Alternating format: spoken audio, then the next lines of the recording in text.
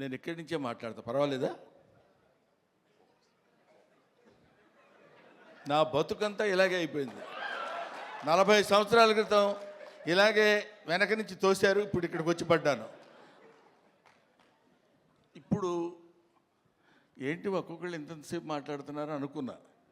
నేను ఎంతసేపు మాట్లాడతానో నాకు తెలియదు. ఎందుకంటే నా వెనకున్నది, నా ముందున్నది, నా పక్కనున్నది, నా చుట్టూ ఉన్నది మా చిరంజీవి గారు. కాబట్టి ముందు గుర్తుపెట్టుకొని చెప్పాల్సిన కొన్ని మర్చిపోయినా పర్వాలేదు, కానీ గుర్తుపెట్టుకొని చెప్పాల్సిన విషయాలు కొన్ని ఉన్నాయి. ఈ సినిమాకి ప్రొడ్యూసర్ మిస్టర్ రాహుల్ యాదవ్. ఈయన వచ్చి నాకు స్టోరీ చెప్పినప్పుడు నేనేమన్నాను, వాళ్ళు ఏమన్నారని అందరూ చెప్పారు. అర్థం కాకుండా మా డైరెక్టర్ గారు కూడా చెప్పారు, ఏ మాటగా మాటే. కానీ మేమందరం కలిసి కూర్చుని చేసేటప్పుడు ఒక ప్యాషన్ ఉన్న ప్రొడ్యూసర్. జనరల్గా ఊరికే ఏదో డబ్బు ఇచ్చేసి సినిమా చేసేయండి అనటం కాకుండా, సినిమా ఇలా తీస్తే బాగుంటుంది, ఇలా ఉంటే రాత్రి 7:30 వరకు, ఇవాళ మార్నింగ్ 7:30 వరకు కూర్చుని పనిచేసినటువంటి అతి తక్కువ మంది కుర్ర ప్రొడ్యూసర్స్లో నేను చూసింది రాహుల్ యాదవ్ని. I feel proud. అటువంటి అంటే కొంచెం చదువుకుని దాన్ని ఆకళింపు చేసుకుని మంచి సినిమాలు తీయాలనేటువంటి ఆలోచనలో ఉన్న ప్రొడ్యూసర్స్లో రాహుల్ యాదవ్ ఒకడు. ఆ తర్వాత డైరెక్టర్ నిఖిల్ తను ముందు అసలు ఫస్ట్ ఒక 3 days నన్ను, ఇంకా ఇదిగో ఇప్పుడు మన రఘుబాబు లాంటి వాళ్ళను, లేకపోతే ఒక రాజీవ్ కనకాల లాంటి వాళ్ళను చూసినప్పుడు ఒక చిన్న అంటే నేను వీళ్ళని డైరెక్ట్ చేస్తున్నాను అనే దాని నుంచి ఒక 3 days కొంచెం తప్పుకోవడానికి కష్టపడింది. ఎందుకంటే వెరీ వెరీ గుడ్ బాయ్, దానితో పాటు వెరీ ఇంటెలిజెంట్ బాయ్. లేకపోతే ఇంత కథ ఈ రకంగా రాయగలిగినటువంటి కెపాసిటీ సామాన్యంగా ఉండొచ్చు. ఇది తాత మనవడు గురించి చెప్పేది. ఒక మాటలో చెప్పాలంటే, with the permission of the producer, ఒక మాటలో చెప్పాలంటే ఒక బేవర్స్ తాత, ఒక ఎడమెంట్ గ్రాండ్ సన్, వీళ్ళిద్దరూ వాళ్ళ జీవితాల్ని ఒక చోట నిలబెట్టుకుని, ఒక చోట కలుసుకుని, ఇద్దరు very good grand father and very good grand son అనే స్థితికి అందంగా తీసుకొచ్చినటువంటి స్టోరీ ఇది. తర్వాత ఇది వ్యాలంటైన్స్ డే రోజున రిలీజ్ చేస్తున్నాం అన్నారు. వ్యాలంటైన్స్ డే అంటే ప్రేమికుల దినోత్సవం. ప్రేమికులు అనగానే మనం వెంటనే టీనేజ్లో అమ్మాయిలు అబ్బాయిలు ప్రేమించుకోవటాలు అనేది అది కామన్ పాయింటే. ఒక తాత మనవడు ప్రేమించుకోవటంలో కూడా ప్రేమ ఉంది, ఒక తండ్రి కొడుకు ప్రేమించుకోవటంలో కూడా ప్రేమ ఉంది. ఇలాగా ఒక స్నేహితుడు మధ్య కూడా ప్రేమ ఉంటుంది.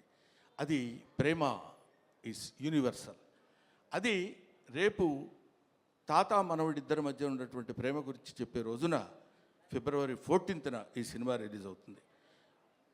సినిమా చాలా అద్భుతంగా ఉంది. నా మాట వినడం చూడండి, అమ్మతోడు మీరు నమ్మండి సార్, నా మాట వినడం బతిమిలాడటం కాదు. సిన్సియర్గా సినిమా బాగుంది అని అబద్ధం చెప్పకుండా చెప్పేటువంటి స్థితి నాకు నా సినిమా చూసిన తర్వాత కలిగింది. అందువల్ల మీ ముందు చెప్తున్నాను. ఆ తర్వాత ఈ సినిమాలో నాకు గురువు, దైవం, ఆద్యుడు, నీ పేరు చెప్తాను అనుకుంటున్నావు కదా నువ్వు? చిచ్చి, నీ పేరు ఎందుకు చెప్తాను నేను? వెన్నెల కిషోర్.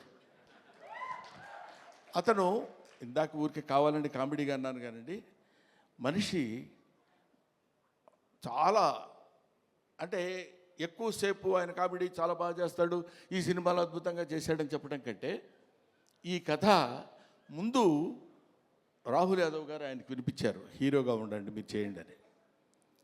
సెల్ఫ్ క్రిటిసిజం అంటారు, ఆత్మవిమర్శ. ఆ కథ నేను విన్న తర్వాత అతను, నేను లాభం లేదండి ఈ సినిమాలో నేను ఆ క్యారెక్టర్ చేయలేను హీరోగా. అది హీరోగా చేయగలిగింది తాత మనవడుగా, తండ్రి కొడుకులుగా ఉన్నటువంటి వాళ్ళు తాత మనవడుగా చేస్తే చాలా బాగుంటుందని ఆయన మిత్రుడు గౌతమ్ గారి పేరు ప్రపోజ్ చేసి తీసుకొచ్చినటువంటి వ్యక్తి మిస్టర్ వెన్నెల కిషోర్. సో ఇంత మంచి మనసుల యొక్క కలయిక చేత ఏర్పడినటువంటి ఒక అద్భుతమైన సినిమా ఇది అని నేను చెప్తున్నాను. ఇటువంటిది ఈ సినిమా లాంటివి. తర్వాత ఈ సినిమాకి డిఓపి చాలా అద్భుతమైనటువంటి పద్ధతిలో బహుశా ఇందాక మీరు చూసినప్పుడే మీకు అనిపించి ఉంటుంది. డిఓపి గారు కానివ్వండి, ముఖ్యంగా music director Sandilya, I love him. ఈ శాండిలియాను డైరెక్టర్ గారు ఇద్దరు కలిసి బాగా అరేంజ్ చేసుకున్నట్టున్నారు కదా, అంటే పేరెత్తగానే అరుస్తున్నారు అలాగా. రైట్. శాండిలియా ఎవరో నాకు పరిచయం చేస్తూ, సుమ అనుకుంటా, సుమ నాకు పరిచయం చేస్తూ ఒకసారి అదే మొన్న ఏదో ఇంటర్వ్యూలో శాండిలియా గారు ఎవరి దగ్గరండి కీబోర్డ్ ప్లేయర్గా కీరవాణి గారి దగ్గర వయలినిస్ట్గా చేశారండి, చాలా గొప్పగా. ఇంతకుముందు మనం మామూలుగా చెప్పుకునేటప్పుడు కీరవాణి గారి దగ్గర పనిచేశారండి అంటారు కదా, ఈ సినిమా తర్వాత శాండిలియా గారి దగ్గర పనిచేసేవాళ్ళండి వీళ్ళని చెప్పుకుని చూస్తున్నాను నేను. ఇందులో అతను ఉన్నాడు కాబట్టి చాలా గొప్పగా చేశాడని చెప్పే మాట కానే కాదు, సిన్సియర్గా చెప్తున్నాను. చాలా అంటే ఒక స్టాండర్డ్ మ్యూజిక్ డైరెక్టర్ అనిపించింది నాకు అది చూసిన తర్వాత. I love it. ఇది అయిపోయింది ఇంతవరకు. ఈ తర్వాత ఇంకెవరిని మిగిలిపోయారా? ఇంకెవరు మిగలలేదు. ఇంకా గెస్టుల జోలికి వచ్చేయచ్చు మనం. గెస్టులు మీరు గెస్ట్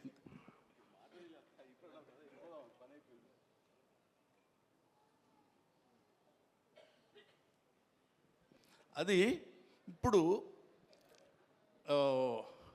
అనిల్ రావిపూడి మా అబ్బాయి చెప్పాడు ఇందాక, ఈవీవి సత్యనారాయణ గారు ప్లస్ జంజాల గారు ప్లస్ ఎస్వి కృష్ణారెడ్డి గారు ప్లస్ రేలంగి నరసింహారావు గారు వీళ్ళందరినీ ఒక మిక్సీలో వేసి గిర్రుని తిప్పితే అనిల్ రావిపూడి. వీళ్ళల్లో ఎక్కడ ఏది ఎంతవరకు వాడాలో అంత అద్భుతమైనటువంటి కామెడీని ఈ రోజుల్లో పండించి తనకంటూ ఒక ప్రత్యేకమైన స్థానాన్ని తెచ్చి this is the power of comedy అని ప్రూవ్ చేసినటువంటి director today, that is Anil Ravipudi. This is the power of comedy అని ఊరికే నేనేదో సౌండ్ పెంచి మాట్లాడుతున్నానని కాదు, 300 crores కలెక్ట్ చేసినటువంటి సినిమా తీసినటువంటి వ్యక్తి. సో అటువంటి అనిల్ రావిపూడి ఆయన డౌన్ టు ఎర్త్, పిలవగానే అలాగే గురుగారు డెఫినెట్గా వస్తాను అని చెప్పొచ్చారు. ఆ తర్వాత మనందరం తెలుసుకోవాల్సినటువంటి వ్యక్తి, మనకి ఆదర్శప్రాయమైనటువంటి మనిషి అని అనొచ్చు, అనటానికి పెద్ద ఏమీ ఇబ్బంది పడాల్సిన అవసరం లేదు, నాగ అశ్విని గారు. ఆయన కల్కి సినిమా డైరెక్టర్. మామూలుగా ఒక సినిమా డైరెక్షన్ చేస్తేనే అసలు డోర్ దగ్గరనే కారు ఒకటి తీస్తాడు, అది తీసి ఫ్యామిలీ అనుకుంటూ వచ్చే రోజుల్లో ఒక సినిమాలో కామెడీ క్యారెక్టర్ ఏదో చేస్తే అద్భుతంగా పండిపోతే నా అంత టోళ్ళు లేడనుకునే రోజుల్లో ఆయనకు ఒక కారు ఉంటుంది. అది ఎవరి కోసమో వాళ్ళందరినీ మెప్పించడం కోసం పెట్టే కారు కాదు, తన పద్ధతి, తన విధానం, తను very very very what is human being అనేది ఎలా ఉండాలో మనం నేర్చుకునేటువంటి అతి తక్కువ మంది ఈ రోజుల్లో భూమి మీద సంచరిస్తున్నటువంటి రోజుల్లో నాగాశ్విన్ ఒకడు. I love him, I respect him, I admire him, everybody should admire him. ఇవాళ మనం మాట్లాడుకుంటూ చెప్పే విషయం అయిపోయారు. రఘుబాబు అనుకుంటున్నాడు నా గురించి చెప్పడేంటి, వాడు మన సుధాకర్, కమెడియన్ సుధాకర్ కొడుకున్నాడు అక్కడ బెన్నేని. వీళ్ళందరూ కొంతమంది ఉన్నారు, ఆడపిల్లల విషయం కన్ఫ్యూజ్ అవుతాను పేర్లు. మీరు మాట్లాడితే తాత తాత అంటున్నారు. నాకు చాలా సంతోషంగా ఉందండి. ఎంత సంతోషంగా ఉంది తాత అంటే. అసలు మరీ ఈ అమ్మాయి అయితే రావడం తాత అనుకుంటూ వస్తుంది సెట్లోకి. అంత మరీ వినపడేట్టు అరవక్కర్లేదులేమ్మా, తాత అనే క్యారెక్టర్ తెలుసు కదా, దానికి ఎందుకు దాని గురించి అని.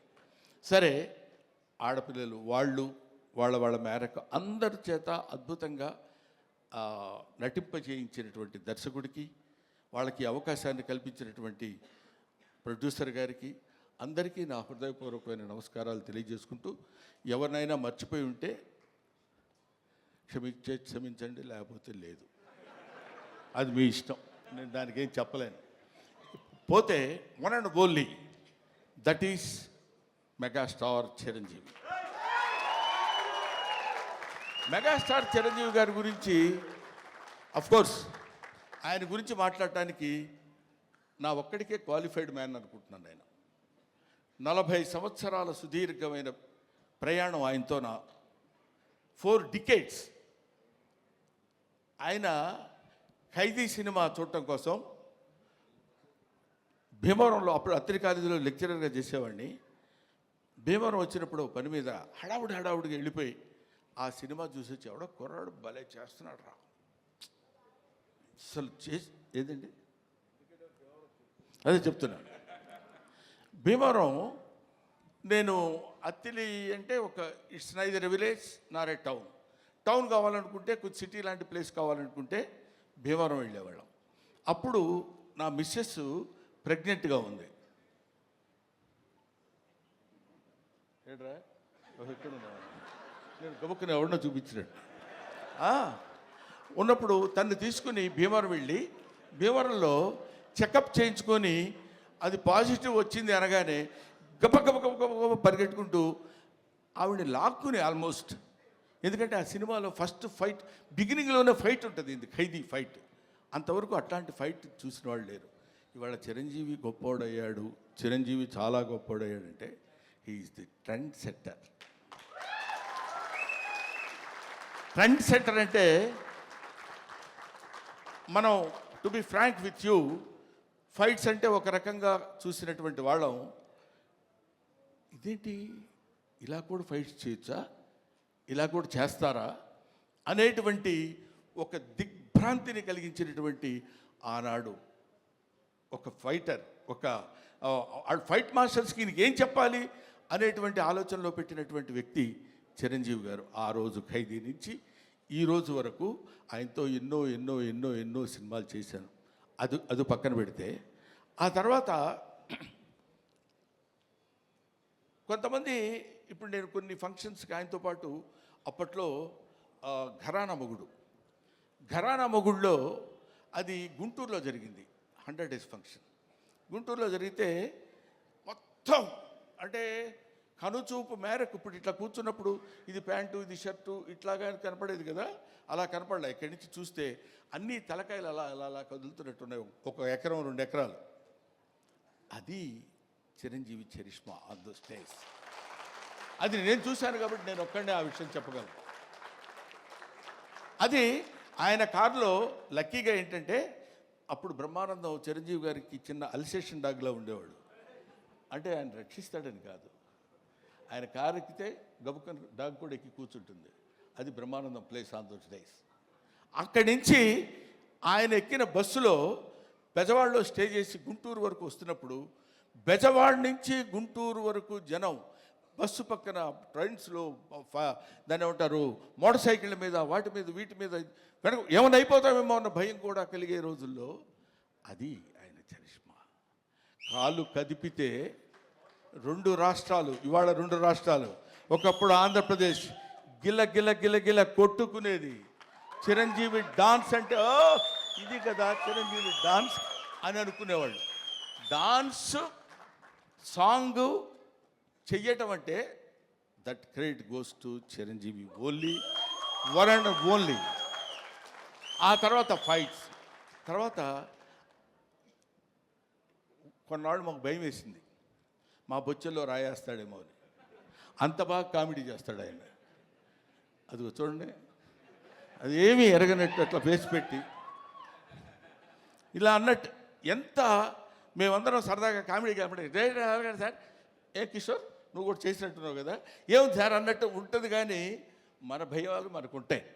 అది అనేక రకాలైనటువంటి, ఇప్పుడు ఎవరు నేర్పారమ్మ ఈ కొమ్మకు పూలిమ్మని రెమ్మకు అన్నట్టు, ఎవడు నేర్పాడు ఈయనకి హార్స్ రైడింగ్? ఎవరు నేర్పాడు?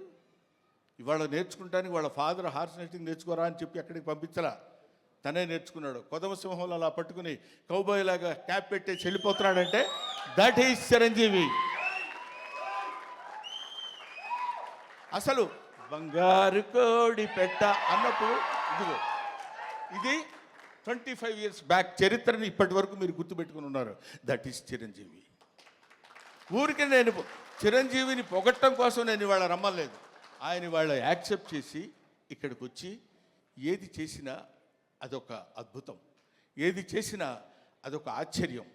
కొన్ని ఆశ్చర్యాలు మనం చేయలేం, అవి కుదురుతాయి అంతే. Wonders cannot be made, they happen.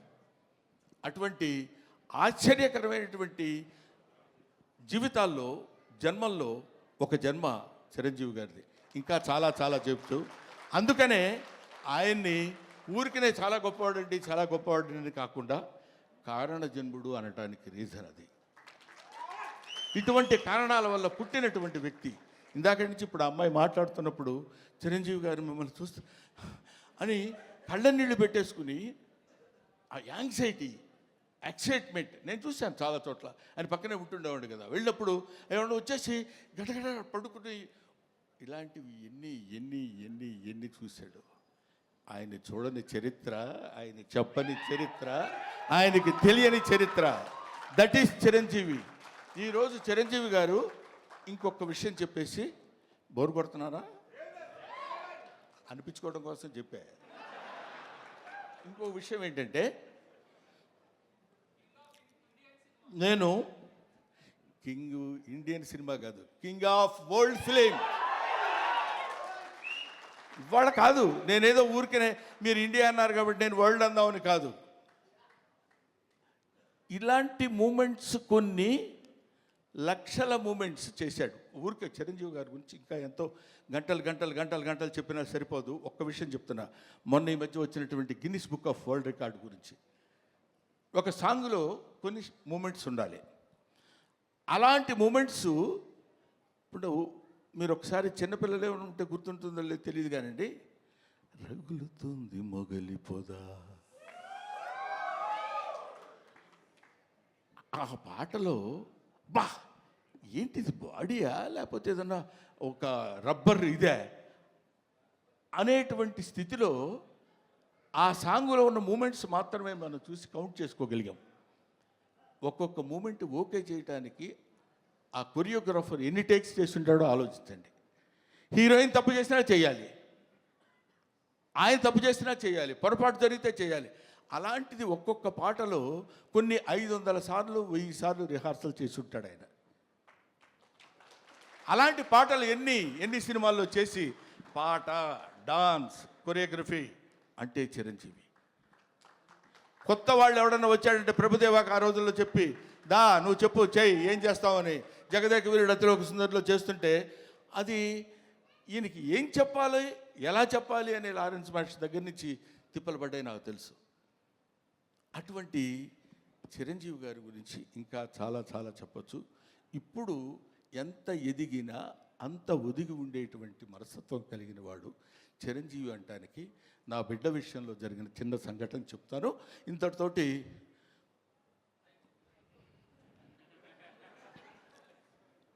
నేను ఈ సినిమాకి చీఫ్ గెస్ట్గా ఆయన్ని పిలుద్దాం అనుకుంటే సరే ప్రతిసారి మనకు తెలుసు కదా ఆయన గురుగారు మన ఇంట్లో అంటే వస్తాడు ఆయన. వీడి ప్రతిదానికి ఎక్కడ ఏదైనా రండి అంటాడేంటి అని అనుకుంటారేమో అనే ఆలోచనతో కొంచెం తటపటాయించా. నాకు నా తమ్ముడు ఉన్నాడు ఎదురుగా, రాజా రవీంద్ర, అతనితో చెప్పా ఇట్లా మీరు ఎందుకు సార్ అలా అనుకుంటారు, ఆయన అలా అనుకోడు సార్ అన్నారు.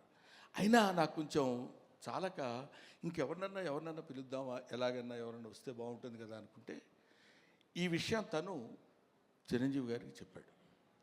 ఏమండి బ్రహ్మానందం అనే సినిమా వాళ్ళ అబ్బాయితో తీశాడు, యాక్ట్ చేశాడు, మిమ్మల్ని చీఫ్ గెస్ట్గా పిలవాలనుకున్నాడు. కానీ గురువుగారిని మరీ మనం ఎక్కి తొక్కేసినట్టు బాగుండదురా, ప్రతి చోటకి 9వ తారీఖు 5వ ఫంక్షన్ ఉంది, 10వ తారీఖు అయితే మళ్ళీ 11వ తారీఖు ఫంక్షన్ అంటే కొంచెం ఇబ్బందిగా ఉంటుందని అన్నాడంటే ఆ ఫోన్ ఇలాగి అని తన దగ్గర ఫోన్ తీసుకుని సడన్గా చూస్తే ఈయన ఫోన్, బ్రహ్మో రా చాలా కాలం అయింది మాట్లాడి, నన్ను పిలవడానికి ఎందుకంత మొహాటపడ్డావు?